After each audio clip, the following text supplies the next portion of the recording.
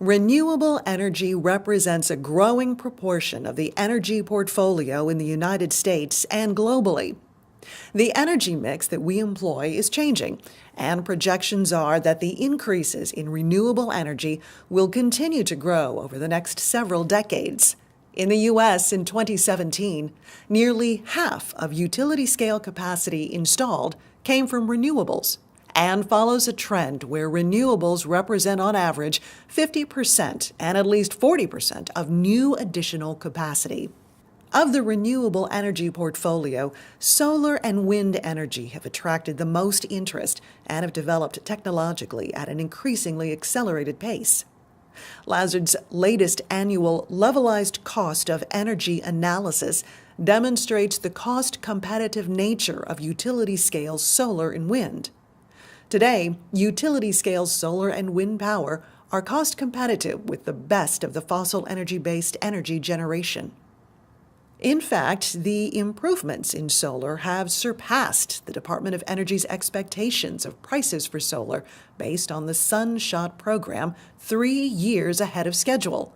The goal for 2030 is to lower the price of utility-scale solar power by an additional 50%.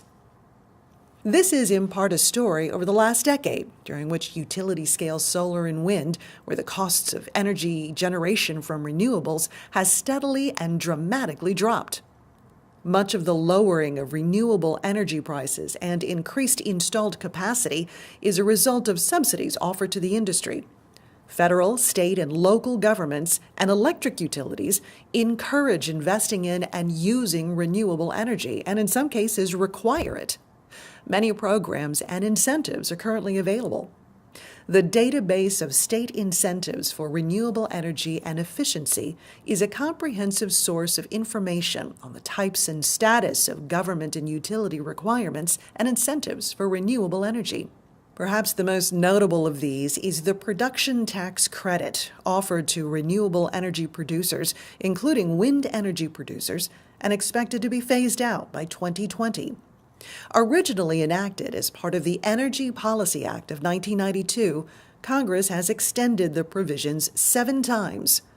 Currently, the law enacted at the end of 2016 gives companies that generate electricity from wind, geothermal, and closed-loop bioenergy using dedicated energy crops a federal PTC, which provides a 2.3 cent per kilowatt-hour incentive for the first 10 years of a renewable energy facility's operation. Other technologies, such as open-loop biomass, using farm and forest wastes rather than dedicated energy crops, efficiency upgrades and capacity additions at existing hydroelectric facilities, small irrigation systems, landfill gas, and municipal solid waste receive a lesser value tax credit of 1.1 cent per kilowatt hour. The credit is expected to cost taxpayers more than $23 billion over just 5 years, from 2016 to 2020, according to the Congressional Research Service.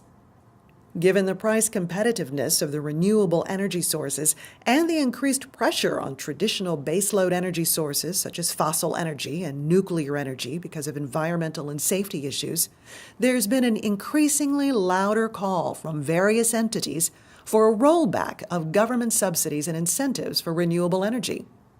Does the eventual rollback of subsidies mean the reversal of the surge of renewable energy? Perhaps not. Biodiesel represents an example where, despite the expiration of federal biodiesel blenders tax credit at the end of 2016, production has continued to grow through 2017. Biodiesel is often combined with petroleum diesel from 5 to 20% biodiesel and accounts for about 4% of total diesel consumption in 2016. We invite you to join us for an engaging discussion on the case for continuing subsidies for renewable energy and the calls for leveling the playing field by reversing the subsidies for renewable energy on February 8, 2018.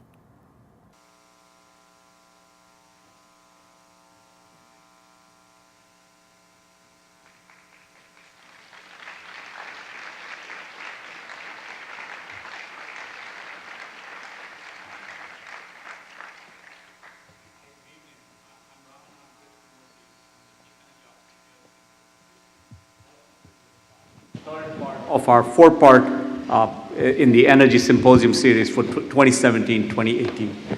You've already seen the trailer. I think I stand between you and this very august panel that we have to give you more information about renewables and the case for subsidies, or the absence of a case for subsidies.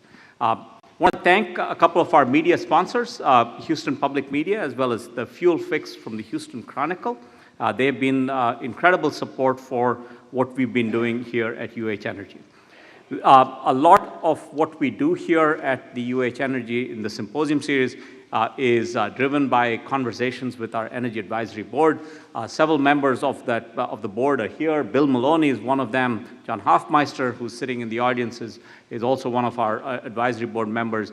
And their input is what has driven this conversation. I think I skipped over something here. Yeah, the Energy Fellows are the showcase of what we do here at the University of Houston. If you've read their blogs, you'll know why I'm so proud of what they do. If you've not, please take the opportunity to find us on Forbes.com and follow those blogs. Incredibly powerful writing on all variety of issues on energy, and really something that our faculty really put together with a lot of energy. Want to thank our volunteers from the UH Energy Coalition. If you don't know what the UH Energy Coalition is, you're missing out on the biggest thing on our campus. And I mean that literally and figuratively. It is the largest student organization on campus. It's got 5,000 students as a part of, that are part of this coalition. And they do some incredible things, including help us put this event together. So a big shout out to them and the volunteers here for what they do for us.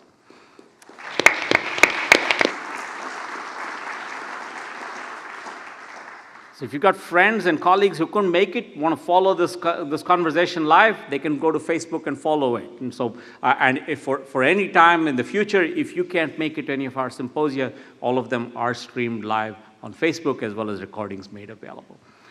Certainly connect with us on social media. Lots of different things that we do there. A few very quick announcements about UH Energy. I want to tell you about, for the students here, about an energy video competition that will be available to all our students. The first prize is $2,000. We want them to produce a 60-second clip about something related to energy. We're going to have this as a part of the energy banquet that the UH Energy Coalition puts together. One of our panelists here declined his honorarium and said, instead, I want to pass it back to our students as a scholarship. And so, Michael, thank you so much. So we're calling that the Michael Skelly STEM Scholarship. If you're a student here, or if you know of students who would be appropriate candidates for this, certainly ask them to apply through the UH Energy office.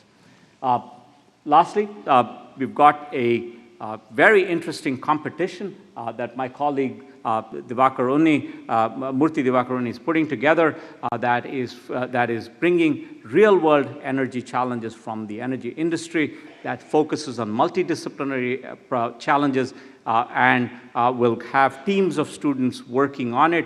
The prizes are significant. We are looking for help from faculty, for planning committee members, from industry, for people with ideas, with mentoring, who would like to be mentors, and lastly, corporate sponsors, if we can find anybody interested in the particular problem. So anybody interested, contact my colleague Murthy. He is an incredible resource to really bring real-world challenges to our students and address those. Lastly, we will have a quiz halfway through this program. So if you watch that video, most of the answers were there on that. But it's largely to get our students excited. But what you get at the end is a drone if you win it. So speed matters and accuracy matters. So we'll have you do it on your handheld device, and it's a real opportunity. The panelists cannot participate. Lastly, please submit your questions on our website. We will certainly have that as a significant part of our discussion here. With that, let me hand this over to our moderator, Bill Maloney, to take it from there and have us lead us through this engaging discussion. Thank you. Thanks, Ramadan.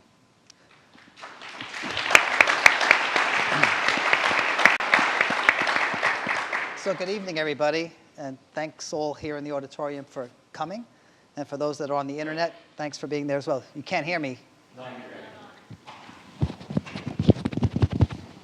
Ramadan, can you help? Okay. I guess I can sit here and sing or do something similarly silly. Test. Is that better? Yeah. Great. So I'll start again. So welcome. Thank you all for being here. And those of you following on the internet, welcome to you as well. Before I get into some introductory remarks, let me introduce the folks that are up here briefly, although you've got their bios and these things in front of you if you can't got it coming in. So on my far right, on your left, is Katie Tubb. Katie is a policy analyst for energy and environmental issues in the Thomas A. Rowe Institute for Economic Policy Studies at the Heritage Foundation. Katie works on issues including nuclear energy, climate change policies, through the lens of benefits for free market environmentalism. Next to her is Richard Heinberg.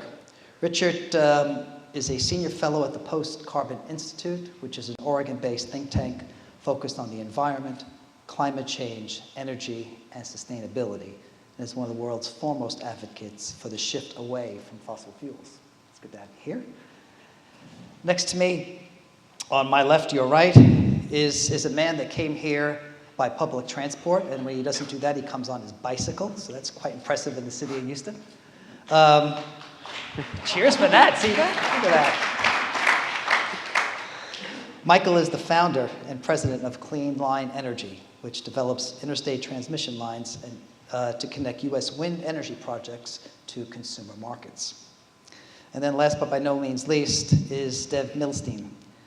Dev focuses on science-based measurements, meteorological, climate, air quality modeling, along with satellite observations to inform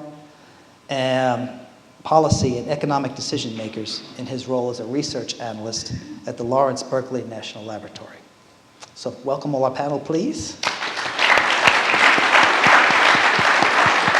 So a few words of introduction, trying to put today's topic in more of a global sense. So where we are today, world energy usage is 80% hydrocarbons, coal, natural gas, and oil, and 20% renewables and nuclear. Most projections out to 2040 see that shifting to 60% hydrocarbons, dominated by natural gas, 40% renewables and nuclear. Now, through the next 22 years, nuclear is bound to stay flat, so most of that growth is in renewables. Solar and wind represent about 80% of the global renewable capacity growth that's projected in the world. Now, in addition to that, I should say, global energy consumption is projected to go up between 25 and 35% by 2040.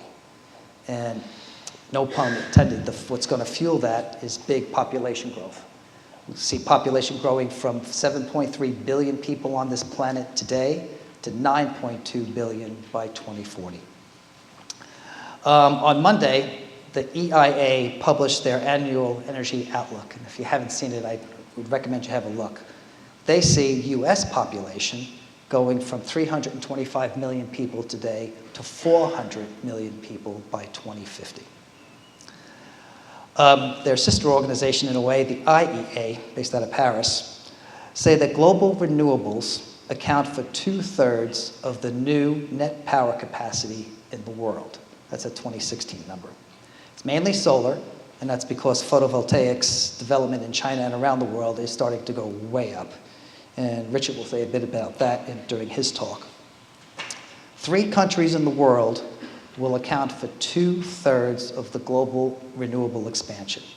China, first and foremost, the largest energy consumer in the world, and a place that wants to see blue sky in places like Beijing, India, and the United States.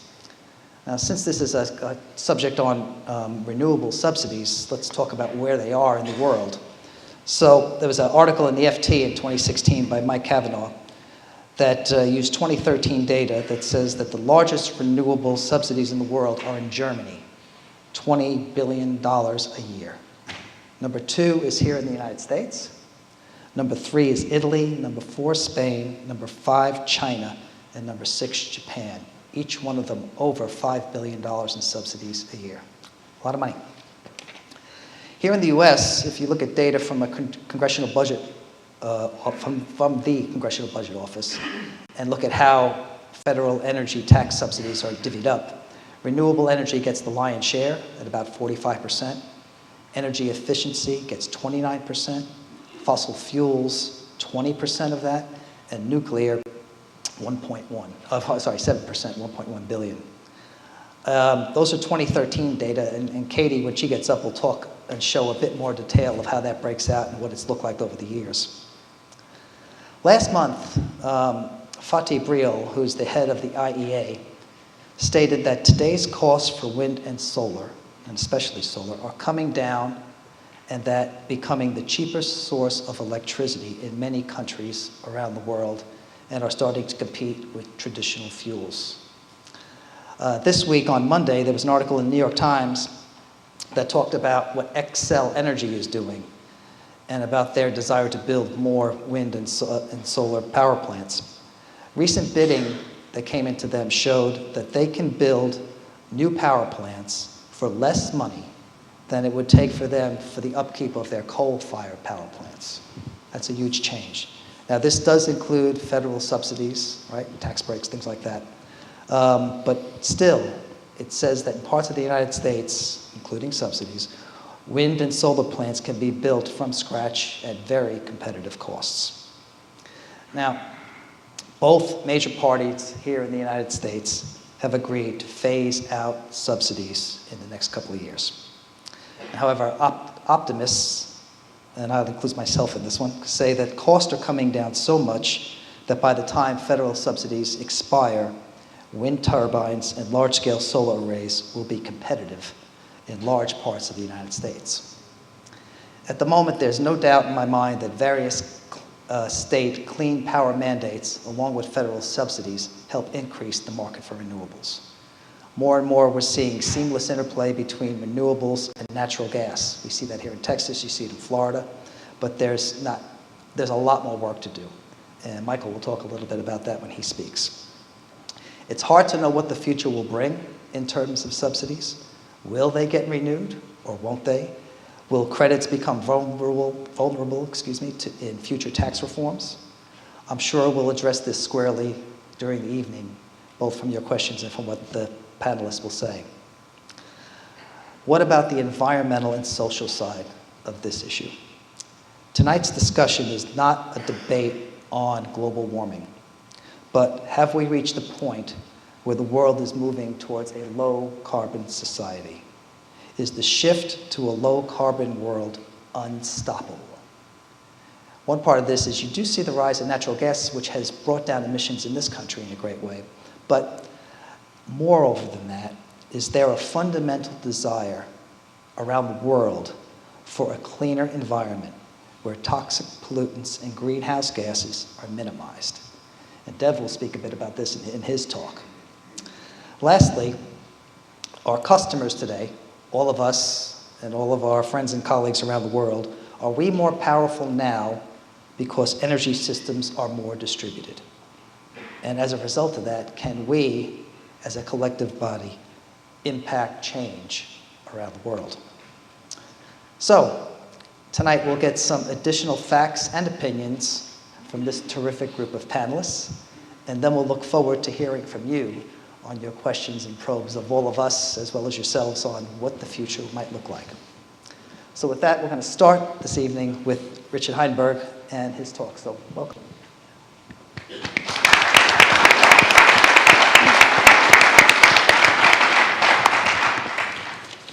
Thanks so much, and good evening. In normal times, markets are great at allocating resources. Investment, production, consumption, It all works out for everyone. However, every economist knows the term market failure. It's what happens when market participants don't have all the information they need, or when health or environmental impacts aren't priced into transactions. These are not normal times. Climate change and fossil fuel depletion are on track to being the biggest market failures in history. The environmental impacts of climate change have not been priced into fossil fuel consumption, and we lack good information on the economic impacts of ongoing fossil fuel depletion. We're certainly not about to run out of coal, oil, or natural gas, but we extract these fuels using the low-hanging fruit principle. With every new increment produced, financial and energy costs tend to increase, as do environmental risks. One area where most energy planners lack information is energy return on energy investment. The extraction of fossil fuels requires energy, and we expect to get much more energy out of the process than we invest in it. Repeated analysis suggests that the energy return on energy invested for oil exploration and production is declining rapidly as high-grade deposits are depleted. This is bound to have economic impacts not just on the oil industry, but on society as a whole. While the headlines blare America's new energy dominance, this hidden decline in energy profitability is not taken into account, and it's almost certainly a contributing factor in the oil industry's inability to maintain financial profitability these days. At the same time, of course, the nations of the world have committed to transitioning away from fossil fuels to avert catastrophic climate change.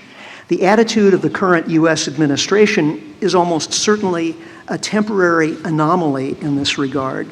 Industrial leaders who take a longer view are preparing for the shift, and so are state and local governments. Emissions reduction commitments have been made, and more are coming. Again, if we wait for price signals to push the transition from fossil fuels to alternative energy sources, we'll be decades too late. That's because energy transitions take time. The development of the incumbent fossil fuel economy took many decades and relied on government investment in railroads and highways, in industrial research and development, and in subsidies for the energy industry. Now we've arrived at an energy regime in which the world's people use 8 times per capita as much as in the pre-industrial era, and 85% of that energy is from depleting fossil sources. That is, almost by definition, an unsustainable situation. What's necessary is a shift to a regime in which we get nearly all our energy from low or no carbon sources, such as solar, wind, geothermal, hydro, and biomass. Some analysts include nuclear power in this list. However, others argue that its high investment costs, its problems with waste generation and storage, and its dependency on finite uranium supplies make it a problematic candidate. In 2016, we at Post Carbon Institute partnered with David Fridley of the Energy Analysis Program at Lawrence Berkeley National Laboratory to undertake a study of some of the roadblocks and opportunities of the energy transition. That study was published as the book, Our Renewable Future. We focused almost entirely on solar and wind power, as these are currently the fastest growing alternative energy sources. We concluded that the transition will require a lot more than just installing large numbers of solar panels and wind turbines. One of the challenges to the transition is the intermittency of sunlight and wind.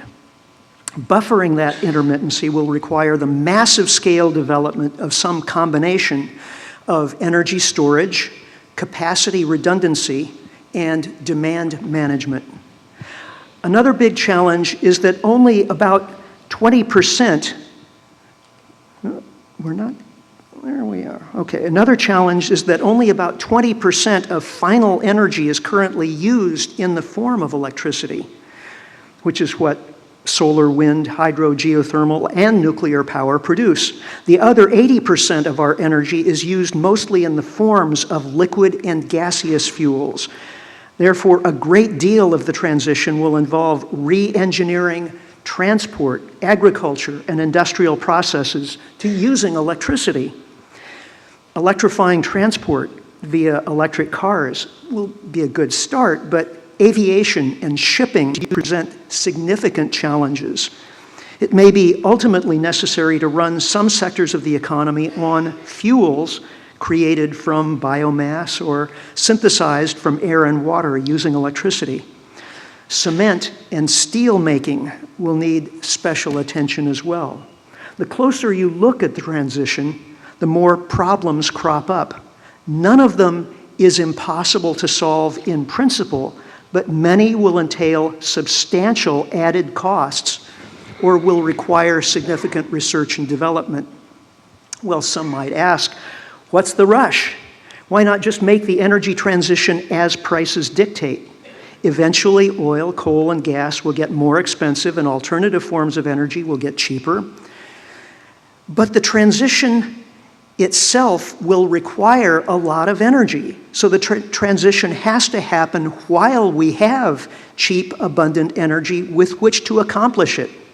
If we wait until fossil fuel prices rise significantly or oil and gas production falls due to depletion, then we won't have the surplus energy with which to undertake the transition. In the early stages, it simply won't be possible to bootstrap the process by using alternative energy sources to provide the energy for building all of the alternative energy infrastructure that will be needed.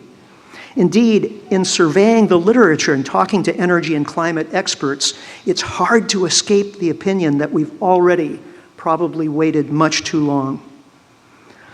Is the current rate of transition quick enough?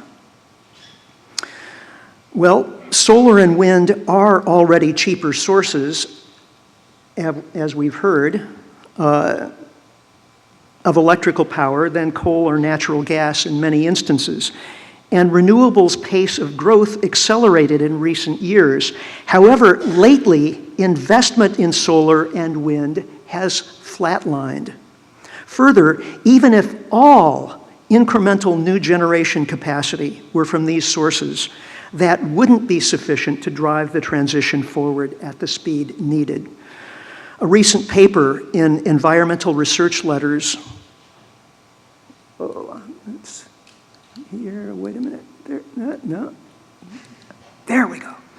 A recent paper in Environmental Research Letters explored what would be, quote, the appropriate renewable energy installation rate to balance two partially contradictory objectives. One, substituting fossil fuels fast enough to stave off the worst consequences of climate change, while two, maintaining a sufficient net energy flow to support the world's economy, unquote. The researchers' conclusion was that the world would need to move at least 10 times the current speed in transitioning to alternative energy. Only with government-industry partnership do we have any hope of meeting humanity's most important challenge this century. Recently, we've been hearing of a possible U.S. infrastructure bill. A massive infrastructure investment is needed for the energy transition. Unfortunately, there's almost no overlap between the infrastructure spending being proposed and the infrastructure spending that's needed. Rather than new roads, the country needs electrified rail, light and heavy, high speed and low speed. That's because rail is the most energy efficient way of moving people and goods. As noted earlier, we also need to transition shipping and, if possible, some aviation. At the same time, investment in electrified agricultural machinery is needed and research into moving heavy industry away from dependence on fossil fuels. What kinds of policies could possibly finance the energy transition at the needed pace? One that's often discussed is a carbon tax, the revenues from which could either be rebated to citizens to offset higher energy costs or invested in the transition itself. One way or another, incentives for radical energy efficiency and for reducing overall energy usage will be essential to the success of the transition. If, as a society, we focus more on quality of life than on stoking consumption of energy and materials, we can achieve better social outcomes while averting a series of impending crises. One thing is clear: if we are to have a functioning economy and a livable environment for much longer, we must make the energy transition the central organizing principle of society for the next half century. What's required is nothing less than a wartime level of effort. Thank you very much.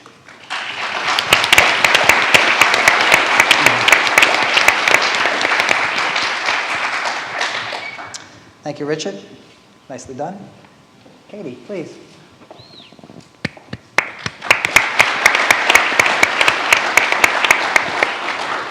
Good evening. I think I am the contrarian on the panel, so I appreciate you all having me included in the conversation this evening. So my position is that I oppose renewable energy subsidies. However, I want to broaden that a little bit and say that I oppose all targeted energy subsidies. What I consider a subsidy is both the financial side of that equation as well as the regulatory, both using the force of government to either create winners out of a certain energy resource or to eliminate competitors in that field. So with that, I want to focus mostly on the financial side of that, simply because it's easier to get a grasp of what we're doing here with policy. First, I want to, so the government, GAO, tabulated total renewable programs within the federal government back in 2010, and they came up with 679 initiatives across 23 federal agencies. 345 of those were for solar alone. So then taking that, the USEA, Energy Information Administration, looked at just the financial aspect of those programs.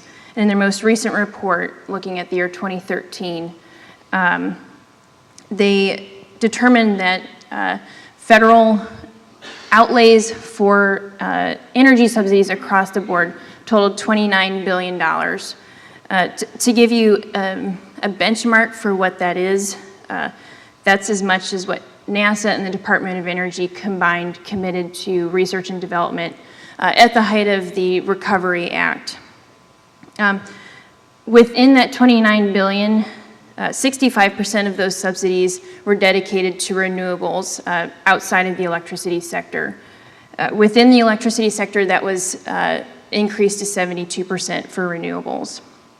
The Congressional Budget Office has updated those numbers, but just focusing on tax credits and other subsidies through the tax code. And what they came up with, I think, gives us a good scope for what's been done through policy. Between 2004 and 2012, tax credits, tax subsidies have quintupled. Since then, down to 2016, we've moderated to $18.4 billion in tax credits for energy companies across the board. Within that, $11 billion were committed to renewable companies, an additional $3 billion for energy efficiency. Again, for a benchmark, that's much more than the EPA's entire budget for 2016, which was at $9 billion.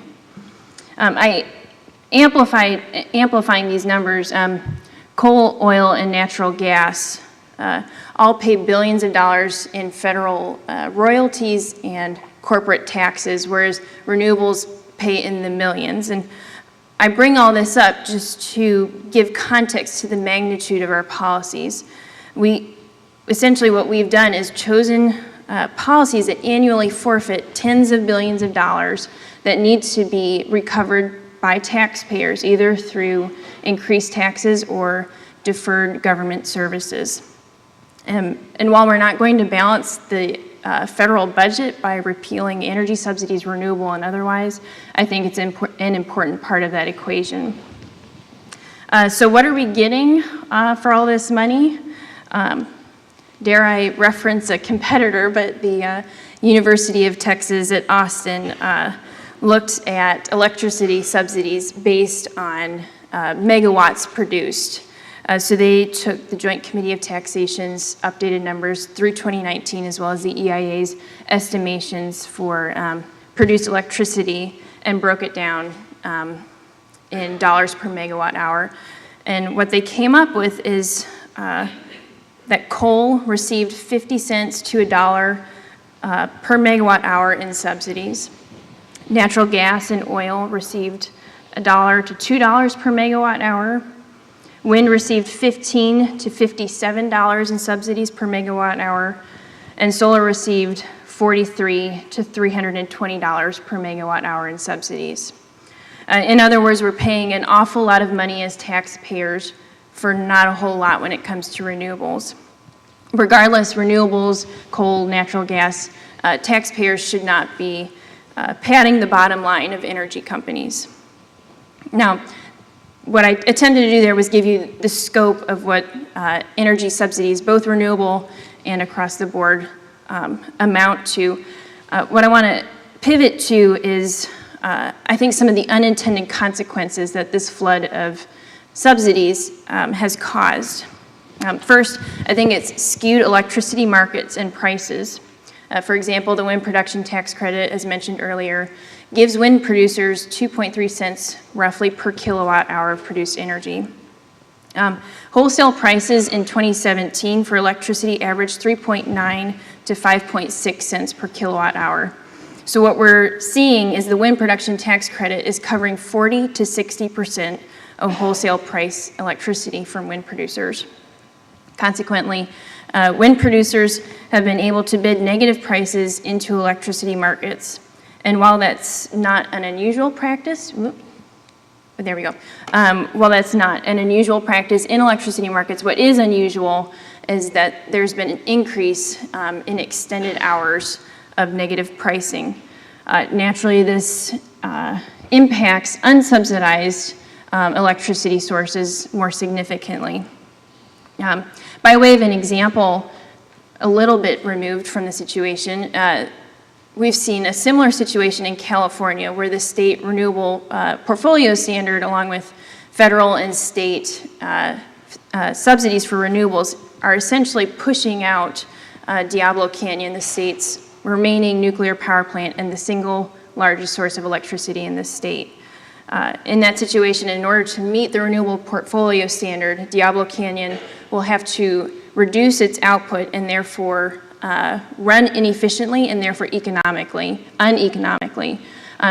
So I bring this up in part to show also that there are environmental costs to renewable energy subsidies.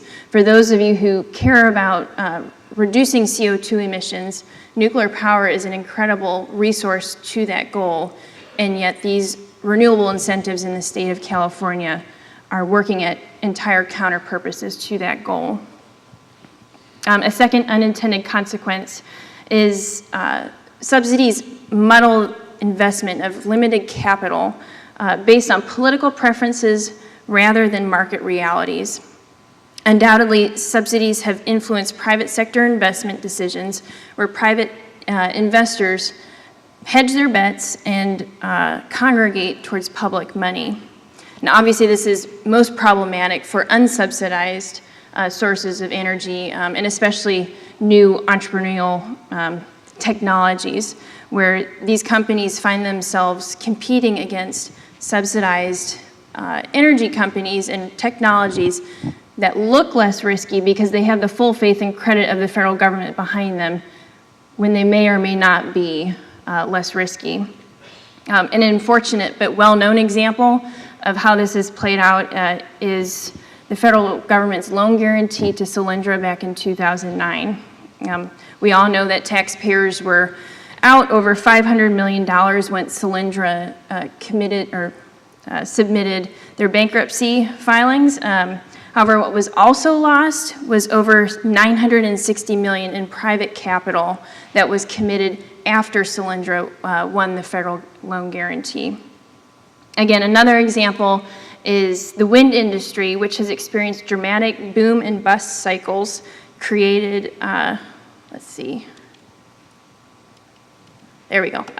created around debates over expirations and extensions of the production tax credit. And oftentimes those discussions are subsumed in much larger political conversations about the federal budget and fiscal responsibility. Understandably, the wind industry has routinely lobbied Congress for some kind of policy stability, and I empathize with that very much, and I think the way we get to that is to permanently and certainly get rid of the production tax credit. A third unintended consequence of subsidies, I think they arguably hurt the very industries they're intending to help.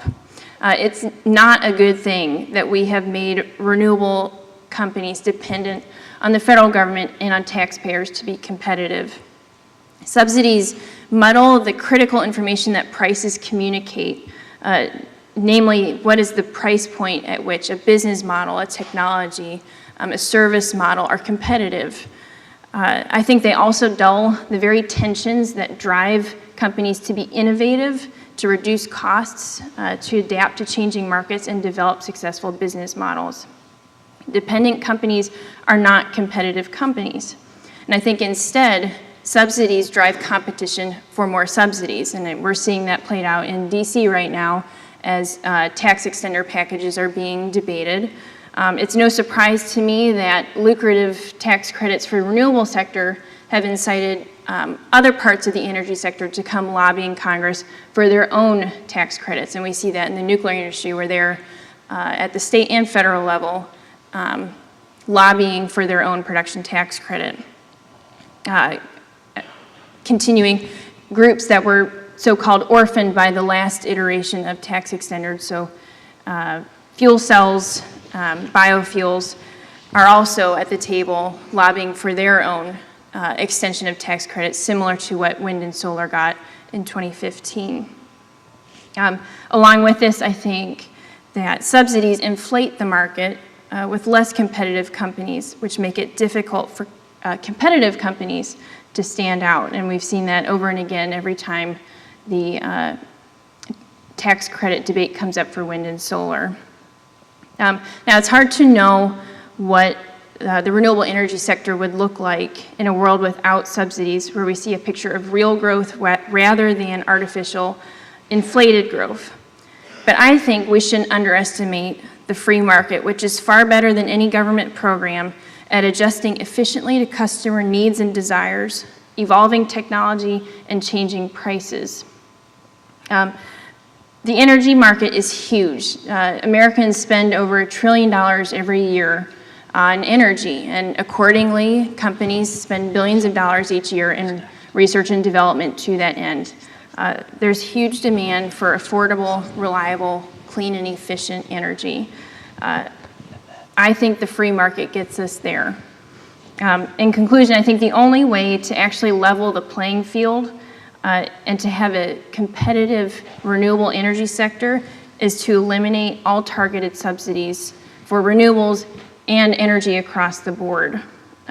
What the market needs are not more renewable companies dependent on government and taxpayers to succeed.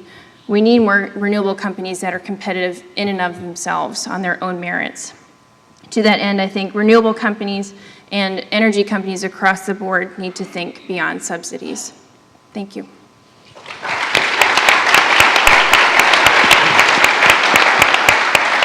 Thank you, Katie. I think it's quiz time, folks. So, Ramanan? So I think it's time to get your phones out. We're going to ask you to go to a website very quickly. It's www.kahoot.com. Kahoot.com.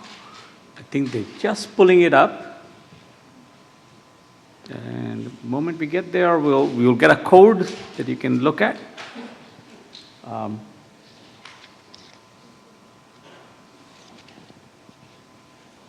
We're not allowed to play? Pardon? We can't play? You can play. So last time we had somebody on the panel win one of the prizes. So it got very embarrassing. So they haven't seen the questions, but they've got an unfair advantage knowing the subject so well. So ready to join. It says, okay, so Kahoot.com. Once you go in there, you will add the game pin 3084312. It'll ask you for your nickname. Add whatever you feel like. Renewable Guru, anything that you feel like. We'll give it a couple minutes, and a minute or so, we'll get everybody registered. I think there are 5 questions. So just to be sure, accuracy is important, but speed is important too. You got to get the answer, but get it quickly. Albert Einstein is playing. Yeah, you got some interesting names here. Okay. Can the panelists make bets on who's going to win? You can. I'm going with Albert Einstein.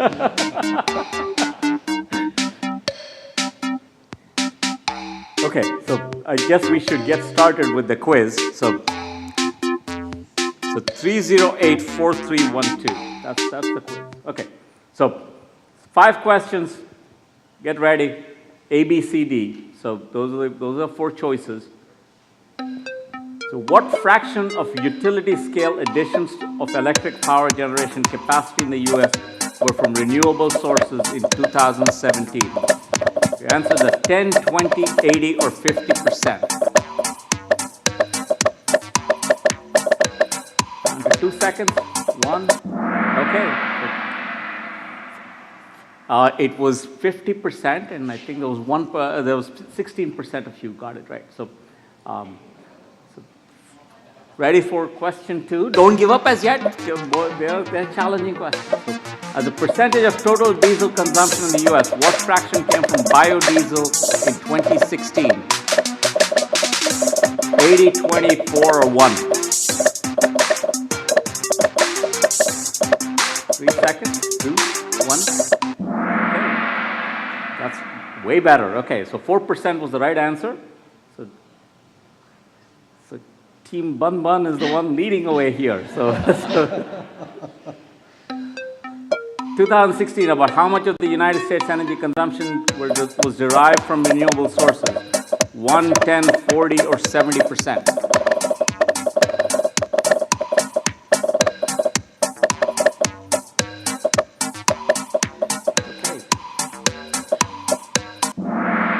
Okay, the right answer was 10%. Okay, Team Bun Bun slowed down there. So, okay. According to scientists, how many countries could run entirely on wind, solar, and water power by 2050? There are about 200 countries in the world. So, 0, 20, 70, or 140.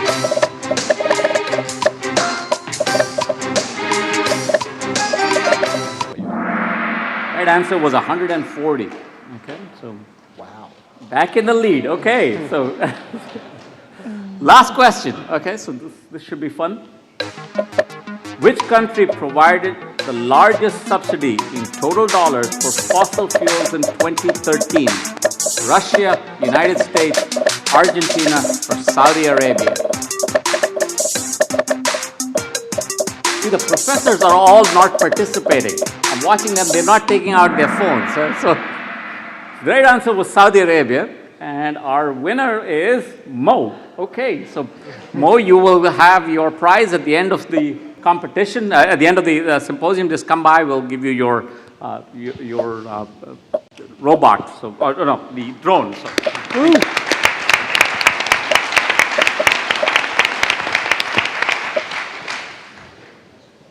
Thanks, Ramadan. That was fun. So now, for the man who got applause even before I introduced his name, since he came here on a bike and a train.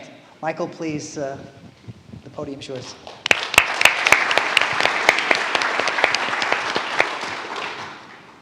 Okay, thanks very much.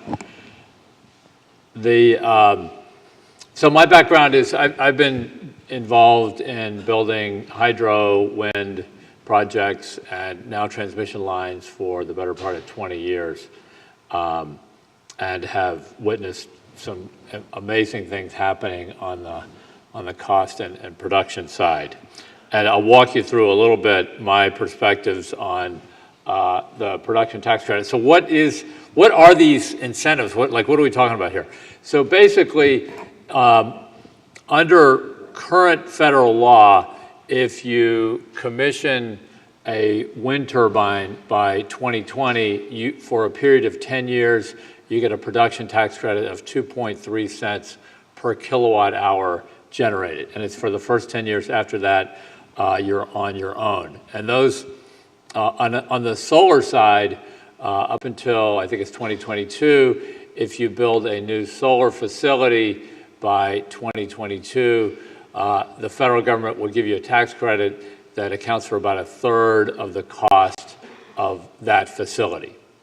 And these policies have been, on the wind side, this policy has been in place for since 1992.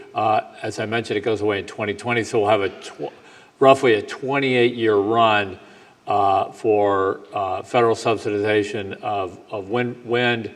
And on the solar side, really the subsidies have not been that material. I mean, solar has as y'all know, wind has been around for hundreds of years, and we've tapped it as an energy source for a very long time. On the solar side, solar cells were invented many in the 19th century, but it was so expensive to make solar panels early on that the only thing that it was feasible to do with solar panels was put them on satellites in outer space. And that's how expensive it was to produce that electricity. But we've come a very long ways since then. And as I mentioned, these tax credits go away in 2020, the early 2020s. This is kind of how we make the sausage in the United States when we want to introduce technologies at scale. On the electric power side, we provide tax incentives. Other countries have different tariff mechanisms where you're guaranteed a certain price. Other countries, China typically directly subsidizes manufacturing. In the US, when we want things to happen, if we want people to get married, if we want them to buy houses, if we wanted to produce renewable energy, we monkey around with the tax code. And there's a lot of good reasons why that doesn't make for great public policy, but that's kind of how we make policy in the US. And on the gas side, I'd point out that one of the most exciting things that's happened in the natural gas world over the last 20 years has been the development of fracking technology. Some of the,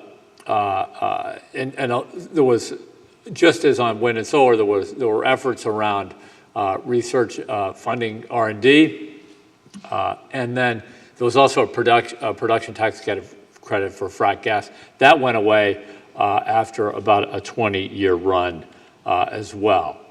So in 2015, there was a big horse trade in Washington, and what came out of it was a decision to eliminate these tax credits early in the next decade. So what have we gotten for these big piles of money that Katie mentioned a little while ago? Basically, we've bought our way down the cost curve. We in the United States and really globally through other countries participating in some sort of governmental support for these technologies, what we've gotten is dramatically lower costs. And this graph outlines what's happened. So costs, there's a subsidization of it, costs come down, and lo and behold, you build a lot more of it. And this is what we've seen on the wind side. On the solar side, we've had, solar, as I mentioned, was incredibly expensive not very long ago, so it had a lot further to fall, and it has fallen very quickly and continues to fall really quickly. And the result of that has been a huge uptick in solar installations. So what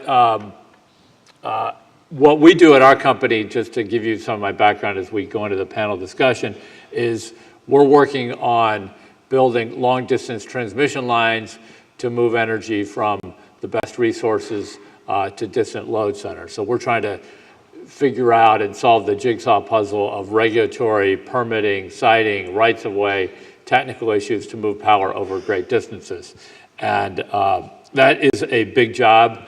And it's probably our biggest challenge as a company is that today, it's just much more difficult to build big projects in many parts of the world, including the United States. And so on the renewable side of things, the fundamental challenge is just when these technologies are coming of age and reaching maturity, they're coming to maturity at a time when it's harder to build the conveyance infrastructure to get that energy to market. So one of the great advantages that coal has enjoyed is we built railroads 150 years ago, so we have a great coal network, a great railroad network to get coal to market. For natural gas, we passed a Natural Gas Act about 50 years ago, and that created siting authority so that we could have federal authority to build gas pipelines. On the electric power side, we didn't really have this issue. We didn't have the issue of how do we get wind from Oklahoma to Tennessee 50 years ago because nobody thought that was an issue. So we didn't put in place the legal mechanism to make that happen. So what we do as a company is try to solve that puzzle. But before, so this is where we are today. And what I tried to do is outline the wind with and without the PTC. So these numbers are from last year. What we're seeing today is that, and as we and everybody in our industry is looking out, okay, what does this world look like when the subsidies are all gone? And we believe that on the wind side, we'll be at just under 3 cents a kilowatt hour to generate electricity with wind turbines. And solar will be just under 3 cents as well. And that's a function of huge technological improvements that are really driven by the scale of manufacturing and the competitive dynamic. That if you're GE, you're trying to make a better machine than Siemens, and Siemens, you're trying to make a better machine than Vestas, and so on. And so that's driving costs out. It's creating bigger and bigger machines, and on the solar side, it's creating much more efficient panels. So before I go to the next panel, I just wanted to make a couple remarks on Katie's comments, because some of the numbers that we saw I think are better understood with a bit more context. So she pointed out a range of, okay, we're spending this much money on wind subsidies in 2010, and we're spending this much in 2007, and introduced a range of 5.5 cents to 1.5 cents on the wind side. And what that came from was an anomalous thing as part of the Recovery Act. Tax credits were very difficult to use, so the government switched to what they called the Treasury Grant Program. So the 10 years of money that would have been paid out under a tax credit regime were paid out all at once, which is why you see that big bump in 2010. But the numbers really the 1.5 cents is a better reflection of what it costs, not the 5.5 cents that was the high number there. And then on the nuclear side, one of the things that Katie mentioned was this challenge of, if you have all these low-cost renewables, they're pushing out nukes, which I completely agree is an issue. This is an issue that nuclear power plants have had for really ever since we started building them, because nuclear power plants, they really like to go 24/7 for like 1.5 years at a time before you refuel them, which in some respects is a great operating characteristic. The way we dealt with this issue back in the 60s when we build nuclear power plants, we'd often build in an electrically nearby area, we built a pump storage facility so that at nighttime, when the nukes had too much power, you'd use that power to pump water up a hill and then run it back down during the daytime where people were using more electricity. We haven't built any of those in quite some time, but it is an issue with or without subsidies when you have nuclear power plants that want to go 24/7 and are designed to do that, yet you have these variable sources of energy whose run cost is zero and even less than zero, because wind turbines don't like to be stopped when the wind is blowing. It's not good for them, the wind sort of beats them up. So this is a real issue that we need to figure out ways to solve. There's a lot of stuff happening on other types of non-hydroelectric storage, which I think have a lot of promise to deal with some of this issue. And in terms of the subsidies, I mean, we all like to talk about Solyndra. It was obviously a catastrophic thing. Solyndra's biggest problem was they missed the technology, and they thought they had the right mousetrap. It turned out that different types of solar technology worked a little bit better, or not a little bit, but dramatically better. I would point out that where we've spent a tremendous amount of money on energy subsidies is on the nuclear power side. So if you build a nuclear power plant, you can get many, many billions of dollars of loan guarantees and so on from the federal government. And there's good public policy reasons to do that if you think nuclear power is important. And many people, a number of people think that if you want to deal with this challenge of a low carbon economy, nuclear has to be part of the equation. And that's certainly an argument that the nuclear proponents would articulate as well. And then finally, on the free market side, interestingly, where we've seen the biggest uptake on the renewable side is places where we've created organized electricity markets. So here in Texas, we sort of led the way with ERCOT and legislation that then Governor Bush signed in 1999, where we created a wide open market where all kinds of producers can come in.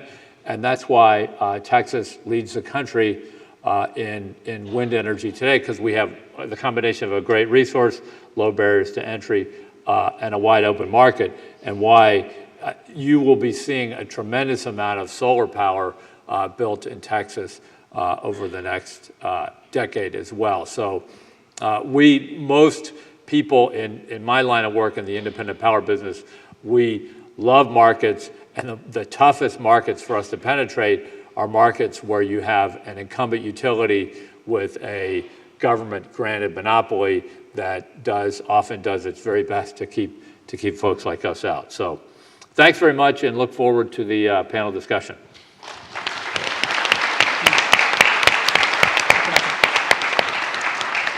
So before our final speaker comes up, I just want to remind you, please send in your questions. They'll come up to my laptop here on stage so that we can then ask them to the panelists.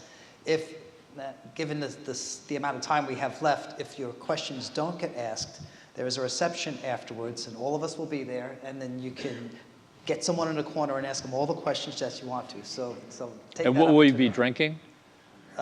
Yes, adult beverages will be served. Okay, so we'll be like, we'll get really frank answers then. There you go. Okay, our final speaker is Dev Milstein, and so please, the stage is yours.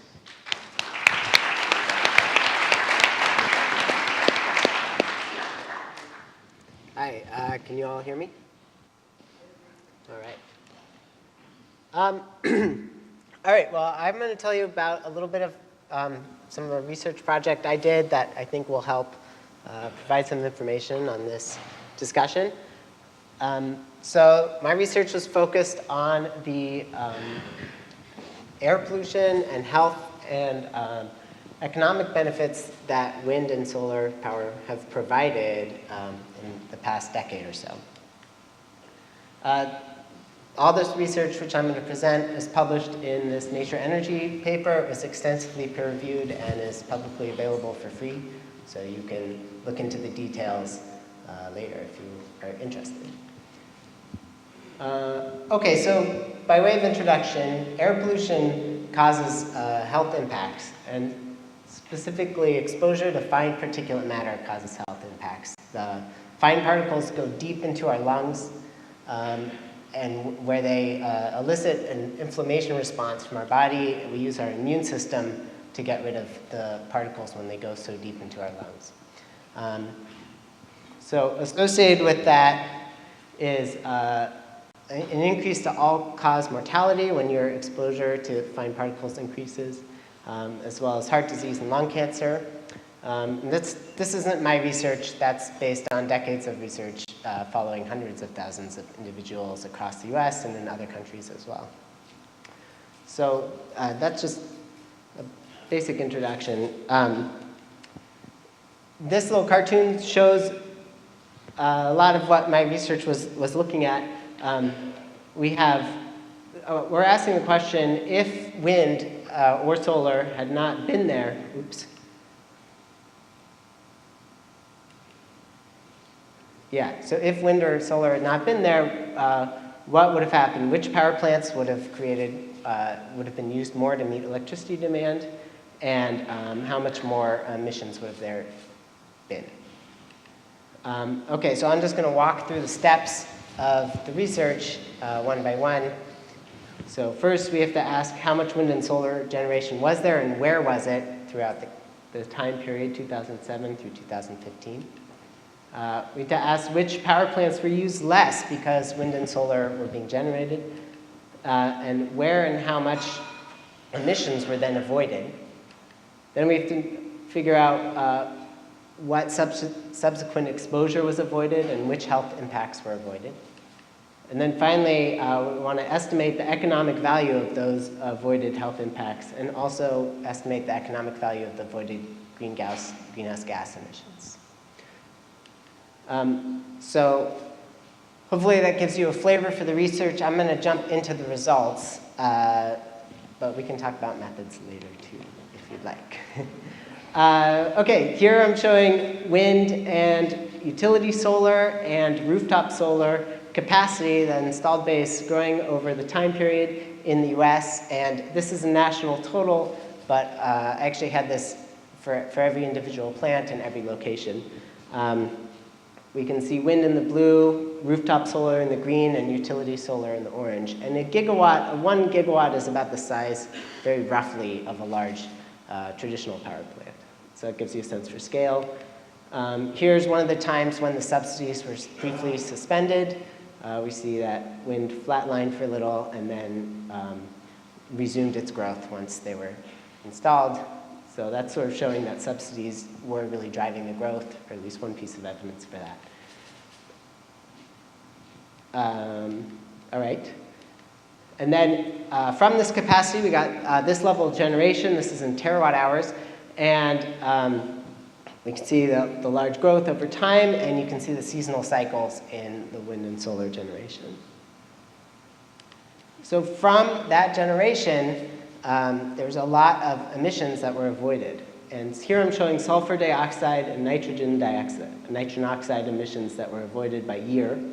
And so in 2015 alone, for example, there were 160,000 metric tons of sulfur dioxide avoided. And sulfur dioxide, once it is released into the atmosphere, it ends up becoming sulfate, which is a particle, and causes the health impacts I talked about earlier, and similar transformation happens with nitrogen oxides. And then for CO2, there were 1 million metric tons of avoided. By 2015, about 150 million metric tons of CO2 avoided, which is great news. But what do these numbers mean for us in terms of health and economic value? So we can estimate the avoided premature mortalities that occurred, or that did not occur because we had the wind and solar generation. So here I'm showing the avoided deaths by year, and they are up above 1,000 per year by 2015. And so these if there hadn't been the wind and solar generation, we would have seen greater pollution leading to this number, or likely this number of deaths. But there's a lot of uncertainty about this number because the process of the transformation of the pollution to different population centers, and also the process of how people respond to increased exposure to pollution is very uncertain. So to account for that uncertainty, I calculated not just one central value, which I'm showing you here, but a whole bunch of values using many different available methods for doing so. And so here we can see that there's quite a large range. And each one of these methods is a valid method. This is a defensible method. More of them congregate toward that central value I'm showing, but the top value and the bottom value are also potential outcomes. So if we add up the central range there, over time, we estimate that about 7,000 premature deaths were avoided because of wind and solar power during 2007 through 2015. And that range is 3,000 to almost 13,000 on the high end. And if we put an economic value on that, which accounts for the healthcare costs and for the value, there's a value for all of us if our risk of dying is reduced. So it's a small value if we have a small risk that's reduced. But when you add that up over the whole population that might have been exposed, it becomes a large value. And so we can value that at about $56 billion for that time period. The range was 30 to about 113. Okay, now what about the global warming benefits or climate change benefits we get from avoiding those CO2 emissions? Here I'm showing the central value again, but as we know, it's quite uncertain how much each ton of CO2 that we do not emit is worth. This is based on estimates of the total damage to the global economy of each ton of CO2 emitted. And there's many different estimates of this, and they span a large range. Here's that range. But most of the estimates, there's dozens of very well done, careful studies. Most of those estimates come out around towards the central value, but there are estimates that go up pretty high there, which are predicting more catastrophic climate change, and there's estimates in which we maybe perhaps find cheaper ways to deal with climate change. But again, most of them are towards the central value. And so that central value summed over all the time period is $32 billion, or the range 5 to $107 billion. Okay, so we can make summary numbers there. If you divide those benefits by the kilowatt hours created, we find that each kilowatt hour of wind generated, and this is just in 2015, there are actually higher values before that. Each kilowatt hour in 2015 generated 7.3 cents of air quality and climate benefits, and each kilowatt hour of solar generated 4 cents of air quality and climate benefits. And so compared to the production tax credit, which was 2.3 cents, this seems like a really good deal. So that leads me to my basic position, which is because of these benefits that we're getting, I think we should continue subsidies. But I'm not married to the subsidy structure. I think we could also develop a policy that directly accounts for the costs of pollution within the electricity sector. And so that's my basic position.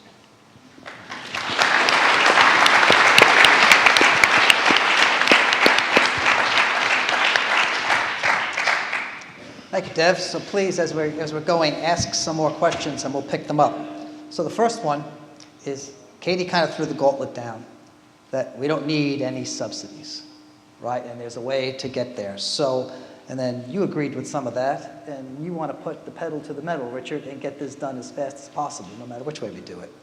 So then you're kind of, you'll go for subsidies or not, as long as it's a good solution to get to your numbers. So can the free market, this is for all of you, can the free market lead the way to a greater renewable future without subsidies? If so, how? And if not, what's your alternative? Katie, why don't you start? Is this, am I It should on? be on. Can you hear me? Okay, great. Michael, I'd like to emphasize a point you made earlier about Texas and the market accessibility Texas has for renewables. I think that that's the direction we need to be going. As I said earlier, I'm not in favor of subsidies for any energy resource, but what I am in favor of is increasing market access.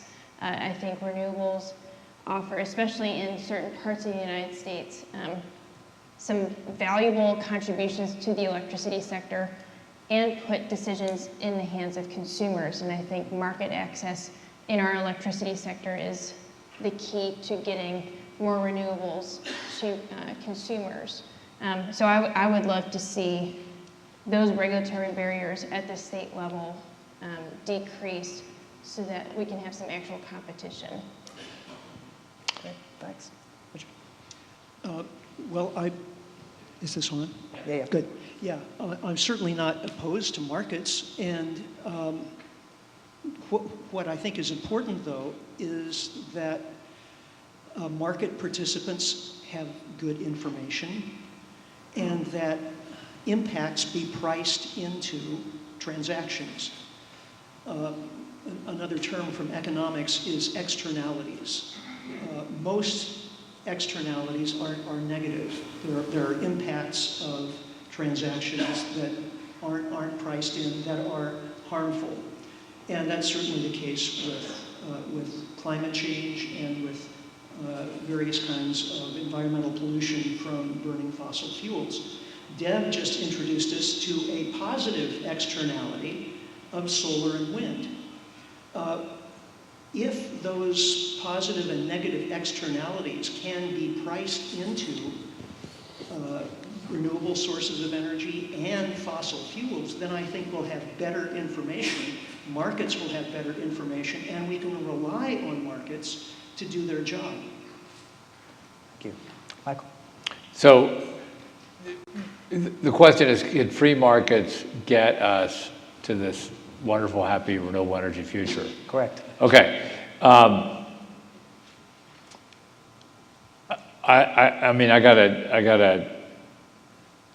I find myself in violent agreement with Richard, because if you can pollute for free, like, why wouldn't you? There's no reason not to do it. If you're a rational economic actor and you can pollute as much as you want, then you will do that. But if there's a mechanism, and hopefully it's a market mechanism to incent you not to pollute, then you're not going to pollute. So I don't think that markets alone. If you think that carbon is an issue, okay, if you think carbon is not an issue, then we can all go home, quite honestly, because I think we've gotten, we have abundant sources of energy, and particularly on the natural gas side, we could power the economy for many, many decades without bothering with this renewable stuff. But if you care about carbon, then there is no market right now. You can emit as much carbon as you want at no cost. So that's not a free market. Okay.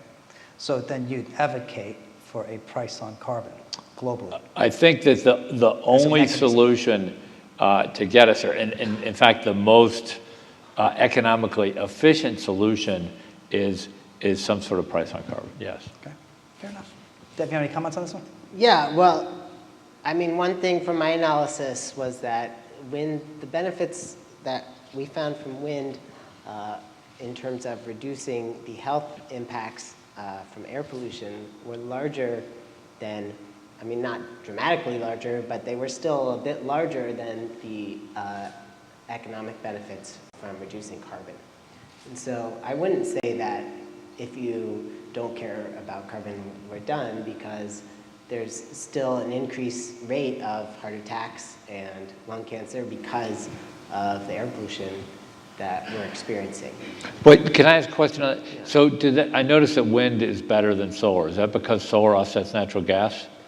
It's more because of location. I see, okay. But yeah, because of that, but a lot of solar is in California and Arizona and Nevada, and so because of And the air's already pretty location-wise, clean. yeah, and it's offsetting natural gas as opposed to And the wind offsets coal.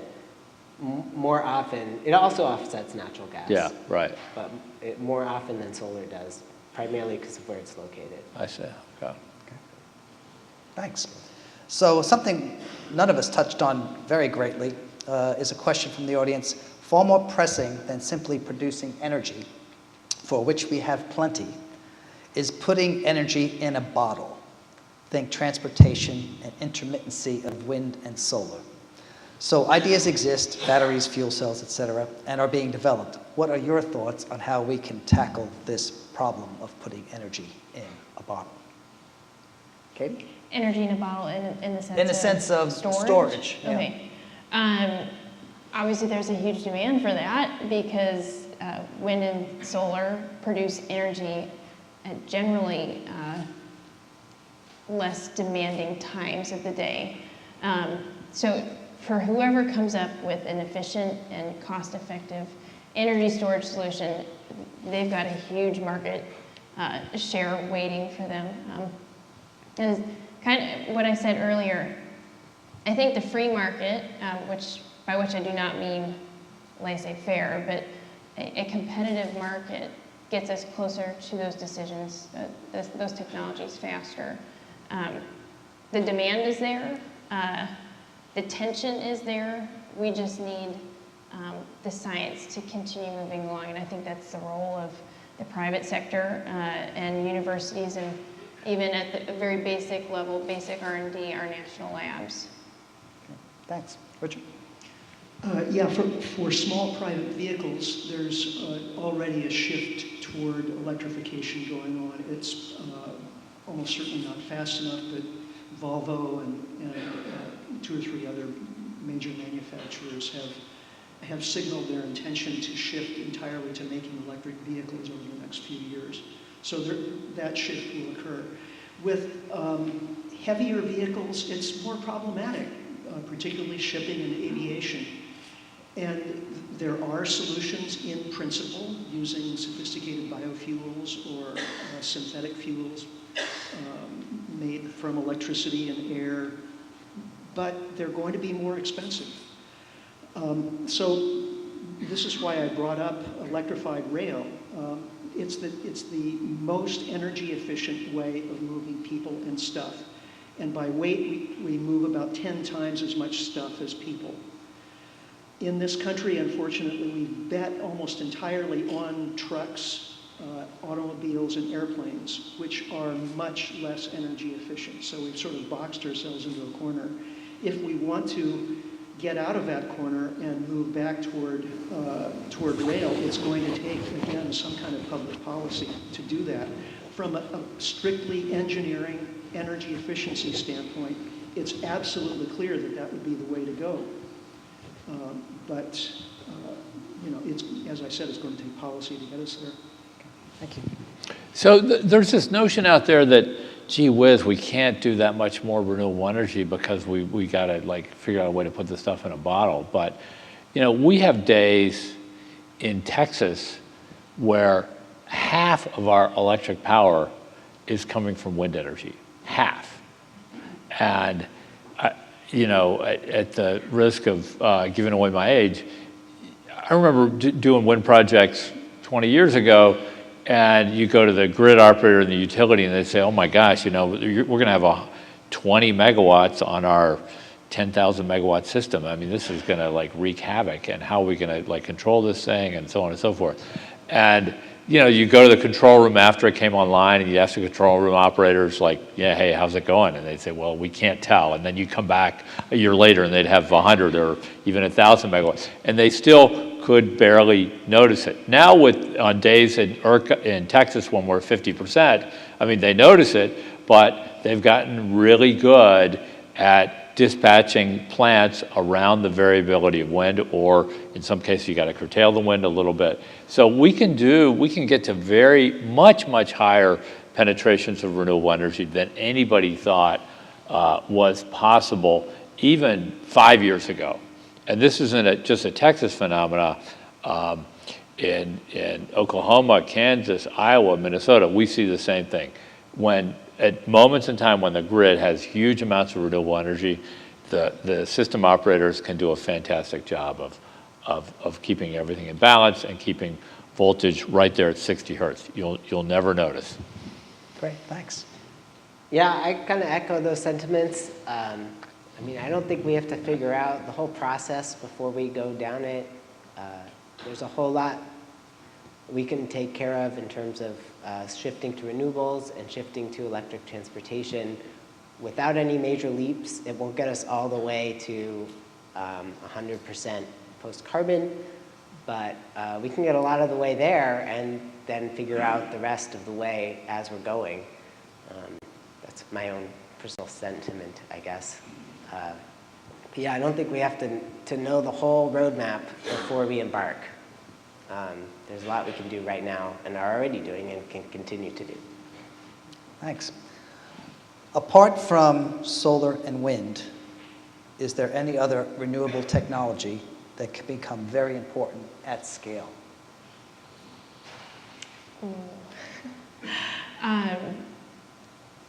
I think that's for the next scientists to figure out. Nuclear, obviously, I would consider a renewable, but I think that's part of my frustration with the government's role in this whole equation is they've, whether at the state or the federal level, defined what a renewable is. And I think in some senses, that's narrowed the scope of innovation. In other senses, it's created policies that are really recovery efforts, subsidy programs, stimulus programs for specific technologies.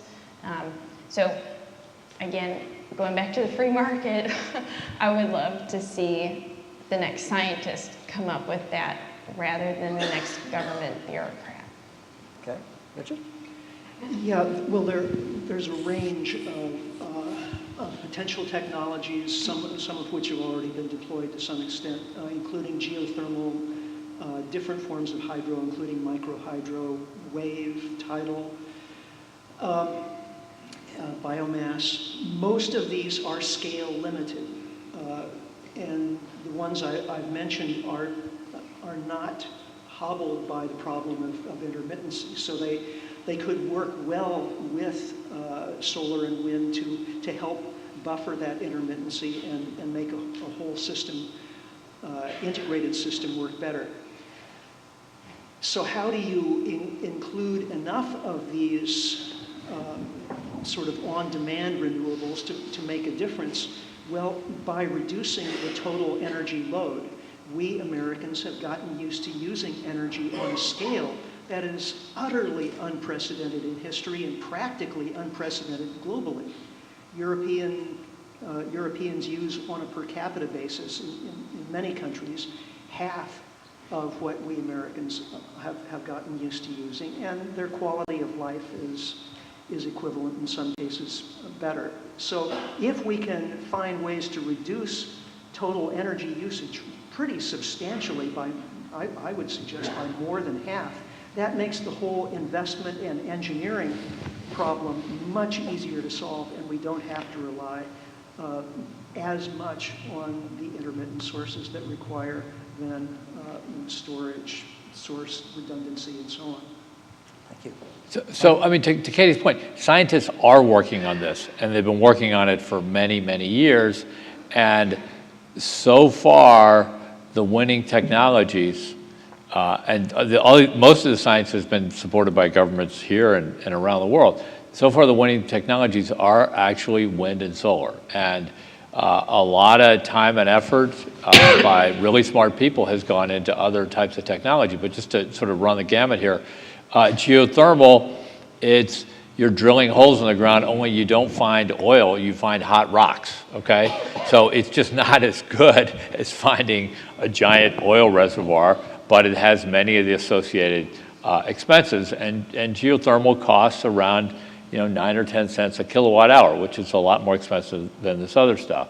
And then tidal and wave, there are tidal projects in France and in a couple other places, and putting spinning equipment out in the ocean, it turns out that that's really expensive and high maintenance, et cetera. And there's a bunch of wave energy projects as well, where you have these things sort of bob in various ways with the wave. It's like really cool stuff, but we haven't figured out how to do this at cost. And a lot of money, both private and public, has gone into these different technologies, but we haven't figured it out. And on the biomass side, what happens with biomass is you need a certain economies of scale to build the power plant, and once you build the power plant, once you sort of get to the right scale, then you're absorbing all the biomass within 10 miles, and your transportation costs and your logistics start to get ahead of what the biomass can do. So that comes in at 12 cents a kilowatt hour. And we've done a lot of this. And so we sort of know what it costs. And then on the nuclear side, we've been trying to do nuclear power plants for 50 years, and we have not figured out how to do this cost effectively. And that's and in the meantime, other types of electricity have gotten cheaper and cheaper. And the only place where we're building nuclear power plants in this country today are in Georgia, and that power, those projects are going to cost $10,000 to $12,000 a kilowatt. And wind and solar you can do for less than $1,000 a kilowatt. Now you get more energy, you get roughly double the energy out of the nuclear power plant, but you get 6 times the cost per sort of unit of investment. So it's just not, the economics aren't holding together. And the other nuclear power plant that we had under construction was in South Carolina, a utility called SCANA, which is now effectively, the utility gave up the ghost, sold themselves to Dominion because they made this massive investment in a nuclear power plant, and they couldn't get it over the finish line. So this is not an anti-nuclear statement. It's just really, really expensive.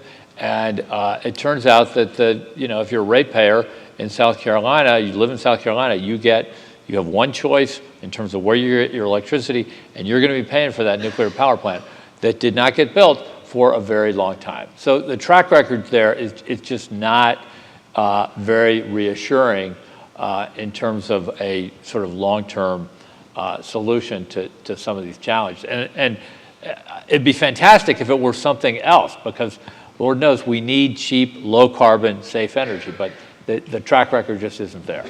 Okay. If I could quickly just add to that, Michael, I 110% agree that nuclear as we do it in this country today is proving to be very uneconomical. I think earlier, going back to the 60s and 70s, we did experience affordable nuclear energy, and I think come the 80s and 90s, we've seen a huge change in how we regulate nuclear power, and that has had a huge impact on the economics of nuclear power plants. One other addition to that, it's very interesting to see where nuclear is going. There's a lot of innovative startup companies, especially in California, that are tackling some of the challenges of scale and safety with nuclear. So I'm very curious where that's going to go, and it's definitely caught the attention of Congress, where they're starting to think about, okay, how do we get these companies through the regulatory system in an efficient way that doesn't treat them like the big water. Sorry, Katie, the bad news for you is somebody's going to have to underwrite these new nuclear projects, and it's either going to be ratepayers or it's going to be the federal government. And there's good arguments for the federal government to do that. Okay, but I just don't think it's going to happen until if the government says, okay, we're going to pay $2 or $3 or $4 billion for a thorium reactor or whatever, or a small nuclear plant. That's the only way it's going to happen, because the projects are just too big. We have relatively small utilities. Globally, U.S. utilities are actually fairly small, And they can't afford to take the risk of building a nuke. They're just too big, and it's too, Wall Street will kill them for it. As they're built today, I would agree with you. So folks, well, go ahead, make a comment, and then I've got to shut this down, I'm afraid. Oh, okay. I was just going to say that there's a lot of wind and solar resource out there that's available. We're not really limited in that sense. So while it would be great to find new technologies as well, and there's a lot of really good work looking into that, there's not really a limit on the resources available that we can tap around the world for wind and solar. So folks, thank you all very much for the speeches and for the answering the questions.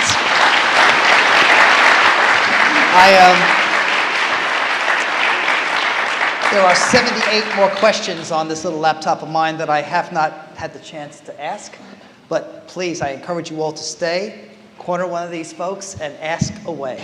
Thank you for coming, and we appreciate your kind attendance. Thanks. Well, Ramana? Let's thank the panelists once again. Really appreciate. Thank you. The fantastic conversation. There is a reception right next door. Please join us there. There is a fourth symposium that I invite you all to come back for. It's on March the 22nd, and it's about perhaps the largest transformation we're going to be seeing in the energy industry. It's about artificial intelligence, robotics, and the future of people in the energy industry. This is going to be a fantastic conversation. Invite you to come back for that. Look forward to seeing you all there. So thank you again, and the panelists are here to engage with you. Thanks.